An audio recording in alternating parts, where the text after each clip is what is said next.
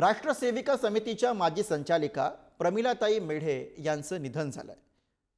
धंतोलीमधील अहिल्या मंदिरामध्ये त्यांचं निधन झाल्याचं वृत्त आहे। प्रमिलाताई गेल्या 3 महिन्यांपासून आजारी होत्या अशी माहिती आहे। 1978 पासून 25 वर्ष राष्ट्रसेविका समितीच्या अखिल भारतीय प्रमुख कार्यवाहिका म्हणून त्यांनी काम केलं। प्रमिलाताईंच्या मार्गदर्शनामध्ये भाजपच्या अनेक महिला नेत्यांची जडणघडण झाली।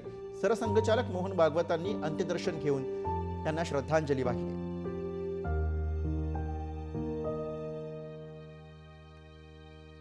प्रमिलाताई गेल्या आमच्या डोक्यावरचं छत्र हरपल्यासारखी भावना आमची झाली। त्यांनी निष्ठापूर्वक इतके वर्ष जे समितीचं काम केलं त्यात त्यांनी परिश्रमाचा, तपस्येचा, समर्पणाचा सगळेच आदर्श आपल्या जीवनाने आमच्यासमोर उभे केलेले त्या आता असणार नाहीत। त्यांच्या तर त्या अधिकारामुळे त्यांना सद्गती मिळणारच आहे। आम्हाला धैर्य मिळो अशीच प्रार्थना आम्ही करतो।